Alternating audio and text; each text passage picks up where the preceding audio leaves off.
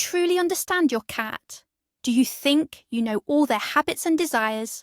Chances are, like millions of other loving pet parents, you're making the same common mistakes every single day without even realizing it.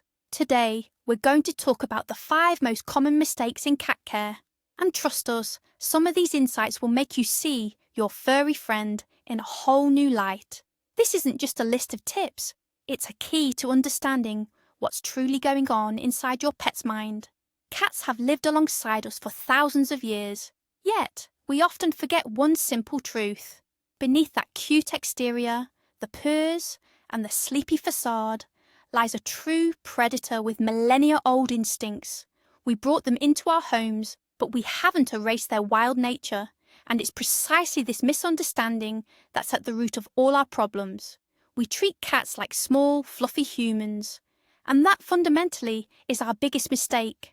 So, mistake number 1, and it's probably sitting in your kitchen right now, that dry food bowl, perpetually filled to the brim. We believe this shows ultimate care. We certainly don't want our beloved kitty to go hungry, do we? They should always have food available, right? Well, not exactly. Here we're making a fundamental mistake, ignoring the very nature of cats. Imagine the wild ancestor of your fluffy house cat.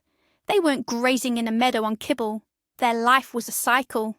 Hunt, catch prey, eat, sleep, and groom. Cats aren't grazers that chew constantly. They're predators who eat small frequent meals throughout the day. A constantly full bowl completely disrupts this natural mechanism. Firstly, it's a direct path to obesity. Your cat starts eating out of boredom, not hunger. They'll just walk up, munch a few kibbles, wander off, and return half an hour later. Calories pile up while their activity level in the apartment is minimal. Excess weight isn't just cute chubby rolls. It puts immense strain on their joints and heart, and significantly increases the risk of serious illnesses like diabetes or urinary tract issues. Secondly, food loses its value. It ceases to be a reward, something they crave. It just becomes background noise. This lowers your cat's food motivation. And this can be a major problem if, for instance, you need to give them medication mixed with food, or if you want to train them using treats. They simply won't be interested. So, what's the solution? It's simple and logical. Portion feeding. Look at your cat food packaging. The manufacturer always specifies the daily recommended amount based on your pet's weight and activity level. Your task is to measure this amount and divide it into 2, 3, or ideally even 4 meals. Feed your cat on a schedule. For example, in the morning, after work, and before bedtime. Yes, at first they might beg for food at odd hours, but within a week or 2, they'll adjust to the new routine. This way, you'll not only control their weight, but also restore food to its true value. Every meal will become a small, joyful event for them. By removing the bowl from constant access, you're not depriving your cat of love. You're giving them health and years of active life. Now let's talk about playtime. This is where we encounter mistake number 2, which often starts with a scene that seems utterly harmless and adorable at first glance. Picture this. You've just brought home a tiny, fluffy fur ball. He's clumsily exploring his new world, and of course, all he wants to do is play. So what's our response? We start wiggling our fingers in front of him, hiding our hand under a blanket, or letting him pounce on our feet.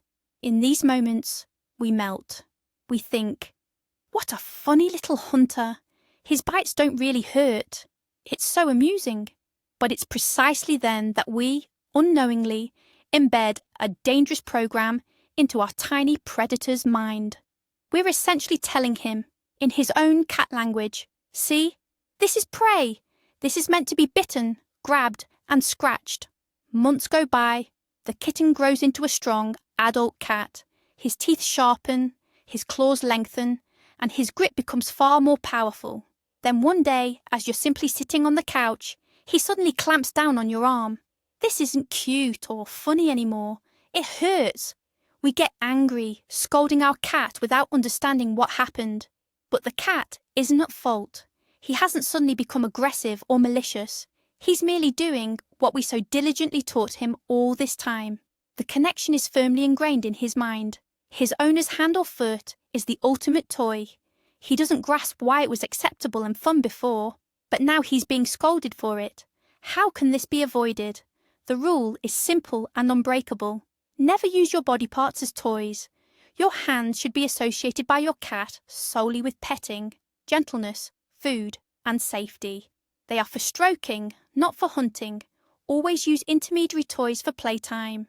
This includes wand toys, feather teasers, laser pointers, but always conclude by letting them catch a physical toy to avoid frustration, balls, and toy mice. Channel all your pet's hunting instincts towards inanimate objects. By doing so, you'll not only keep your hands intact, but also build a healthy, trusting relationship, establishing yourself as a caring owner, rather than the most exciting prey in the house. Our next topic addresses cat behaviour, and it's often a sensitive subject for many owners. Mistake number 3, improper punishment. Let's be honest, every one of us has experienced a situation where our cat misbehaves. Maybe they're sharpening their claws on your brand new sofa, jumping on the kitchen counter, or knocking over a favourite houseplant. Our first instinct is to stop it immediately. And what do? We raise our voice, perhaps even shout, "No!" Some owners go further, perhaps with a gentle tap on the nose or backside. But perhaps the most common weapon against feline mischief is a simple spray bottle filled with water. We often believe this is effective. After all, the cat stops what they're doing and retreats. Problem solved, right? In reality, no. We aren't solving the problem. We're creating a new, far more serious one. Unlike dogs, cats don't possess a social hierarchy-driven mindset. They simply don't understand the concept of punishment for a misdeed. When you yell at them or spray them with water, their brain doesn't form a logical connection like, "I scratched the couch, so my owner is unhappy. I won't do that again." It's much simpler and more primitive than that. Their brain registers, "When I'm near the couch, a hissing creature, that's you, attacks me, or water falls from the sky." The cat doesn't associate this with their own action. They associate it with your presence and the specific location. What's the outcome? Firstly, your cat will continue to scratch the couch, but only when you're not around. The problem doesn't disappear. It simply becomes hidden. Secondly, and most damagingly, you destroy trust. In your pet's eyes, you cease to be a source of safety and comfort. Instead, you become an unpredictable and potentially dangerous entity, someone to be wary of. Your cat may start avoiding you, hiding and flinching at sudden movements. The correct approach isn't punishment, it's redirection and providing alternatives. Is your cat scratching the couch? That means they need a good, sturdy scratching post. Place it right next to the spot they've chosen. Praise them and offer a treat every time they use it. Jumping on the table. Make the surface unappealing by temporarily covering it with aluminum foil or double-sided tape. At the same time, offer a more interesting and elevated spot for observation, like a dedicated cat tree or perch. Instead of punishing bad behaviour, reward the good.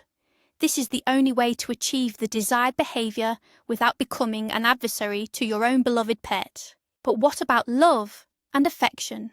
This brings us to the 4th common mistake often made with the best intentions. We love our cats, we want to spend time with them, and we often think the best way to show this love is through hugs and cuddles. We see our cat peacefully sleeping in their favourite spot and think, "I'll just pick them up and snuggle them on my lap." Or we walk by and, unable to resist, scoop them up for a kiss on the head. To us, this is an act of tenderness. But let's try to see the situation through a cat's eyes. For a cat, whose ancestors were both predators and prey, control over their environment and freedom of movement are fundamental to their sense of security. When we suddenly grab them and hold them against their will, we strip them of that control. To a cat, this isn't a hug. It's a capture. Their instincts interpret it as a danger signal, as if they've been caught by a larger predator. Their heart races and stress hormones flood their system. The cat starts struggling, scratching, trying to escape. Not because they don't love you, but because their primal survival instinct is screaming, "Escape!" We often misinterpret feline body language. We ignore flattened ears, a twitching tail, or dilated pupils. We continue to cuddle, thinking, oh, they're just being fussy, they'll get used to it. But they won't. With each such instance, we erode their trust. They begin to associate our approach not with pleasant affection, but with potential captivity. True love and friendship with a cat are built on respect and consent. The golden rule of interacting with a cat is, don't go to the cat, let the cat come to you. Want to interact? Sit on the sofa, call them gently, offer your hand, let them approach on their own, rub against your leg, or jump onto your lap. They should always be the initiator of contact. Learn to accept their love on their terms. Sometimes this will be a full-fledged purr on your chest. Other times, it might simply be their quiet presence in the same room, or a slow blink in your direction, which in cat language signifies the highest level of trust. Stop forcing your affection. Instead, create an environment where the cat wants to offer affection themselves, and then you'll gain not just tolerance, but a genuine voluntary bond. And finally, the fifth mistake, perhaps the most insidious and subtle, because it's tied not to our actions, but to our inaction. We often overlook subtle changes in behaviour. Cats are unparalleled masters of disguise. This skill was passed down from their wild ancestors, for whom showing weakness or pain meant immediately becoming prey. Even your pampered house cat, surrounded by love and care, still obeys this ancient instinct. They will hide discomfort until the very last moment. Your cat won't approach you and say, "My tummy hurts, human." They will simply endure. Therefore, our role as responsible owners is to be incredibly vigilant detectives. So, what do we often overlook? For instance, a cat that always slept with you in bed suddenly starts hiding under the sofa. We might think, oh, they're probably upset about something, or they just found a new favourite spot. But, in reality, this could be a sign of pain or discomfort, leading them to seek a secluded and safe haven. Or consider this. Your cat abruptly stops jumping onto their favourite high shelf or cat tree. We might not give it much thought, but for the cat, it could be a clear signal that their joints are aching, and jumping now causes them pain. Changes in appetite are yet another critical indicator. We might dismiss it. Oh, they're just not eating much today, probably not hungry. But if this persists for a day or two, it becomes a serious cause for concern, potentially pointing to a multitude of issues, from dental problems to gastrointestinal distress. Even changes in grooming habits can be a symptom. If your usually pristine and well-groomed cat suddenly appears dishevelled with matted fur, it might signal that they are in pain or finding it too difficult to groom themselves. The same goes for litter box habits. An accident outside the box isn't always spite or bad behaviour. Often it's a desperate cry for help, potentially indicating issues like cystitis or other urinary tract problems. Mistake number 5, then, is to assume that any deviation from the norm is just a quirk or a personality trait. Absolutely not. Any persistent change in your cat's established routine or behaviour warrants close observation and often immediate consultation with a veterinarian. To be a cat owner is to be their advocate and the foremost guardian of their health. Your vigilance can not only significantly improve their quality of life, but potentially save it. However, the biggest revelation in understanding cats lies in what we consider discipline. Let's go back to that infamous spray bottle. When you spray a cat scratching the couch, they don't make the logical connection. I'm scratching, therefore I'm being punished. No, their brain works differently. They think, when I scratch and my human is nearby, a stream of water appears. What's the result? The cat will simply scratch the couch when you're not home. But what's much worse, they'll lose trust in you. In their eyes, you'll transform from a source of safety and food into an unpredictable threat. You're not solving the problem, you're destroying your relationship.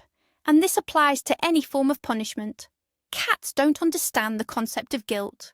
They only understand the concept of danger. So loving a cat isn't just about feeding and petting them. It means understanding their predatory nature, respecting their personal boundaries, and learning to read their subtle signals. It means being a safe haven for them, not a source of stress. Thank you for sticking around until the end of this video. If you learnt something new about your pet, please give this video a like and subscribe to the channel so you don't miss out on other animal secrets. Now, a question for you. What common mistakes did you make with your cat before you figured out the correct approach? Share your experiences in the comments below. Let's learn together.